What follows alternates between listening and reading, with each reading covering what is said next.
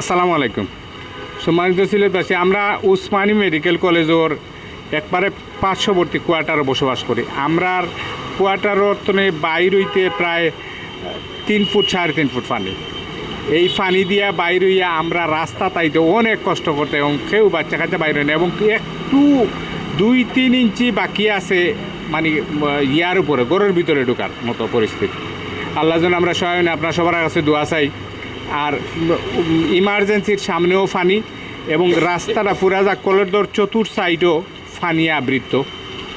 তো এই মুহূর্তে বৃষ্টিও থামতেছে না, পানির জিওটা ফ্লোটা আরও বাড়তেছে। এমতো অবস্থায় আমরা সবরে আল্লাহ হেফাজত হতায়, এটা লাগে আমি সবার দোয়া চাই। পাশে লই আইতাম মেডিকেল কলেজের ভিতরে, কিন্তু কলেজের ভিতরে যে রাস্তা বা ড্রেনের যে অবস্থা, হাঁটুর উপরে পানি। বাইক লইয়া যেতে খুব কষ্ট হয়েছে, বুঝেনি? যদি ড্রেনগুলো পরিষ্কার করে হইতো বা ড্রেনের কাজগুলো যদি সঠিকভাবে হইতো, তাহলে আমরা এই পরিবেশ হয় না। এই যে মনে করি আমার বাইক, মনে করি আমি যে ট্রিপটা লই আইছি তাতে বেশি খরচ হয়েছে আমার বাইকের তলে। তো আমরা এই যে পানি ঢুকেছি, আমরা এই যে বিড়ম্বনার শিকার। যদি আজকে ওই ড্রেন পরিষ্কার থাকতো বা ড্রেনের সংস্কারগুলো ঠিক মতো হইতো, তাহলে আমরা আজকে এই বিড়ম্বনার শিকার হইলাম না হলে। এবং যে গতিতে বাড়ে জি জি রাত্রের দিকে 27 নম্বর ওয়ার্ড এবং বেশ কয়টা ওয়ার্ড প্লাবিত হয়েছে। জি ওইটা থেকে আল্লাহ হেফাজত করতে আমরা সবার কাছে দোয়া চাইলাম।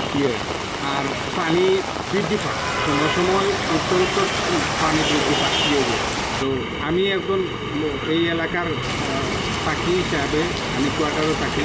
তো আমার এখানে পানি উঠতে 2-3 ইঞ্চি ওই নিয়ে পানি ঘরের ভিতরে ঢুকে যায়। এমতো অবস্থায় আমরা খুবই রিস্কে আছি, বড় বাচ্চা কাচ্চা আছে, নানান অসুবিধা। ঘর থেকে বাইরে একটাও যাওয়ার কোনো দিকে মুখ করতে পারেন না। আর যে আমরা মোটর সাইকেল রাখার জিনিসপত্র যে জায়গাগুলো আছে, এগুলো অলরেডি পানি। জি ভাই।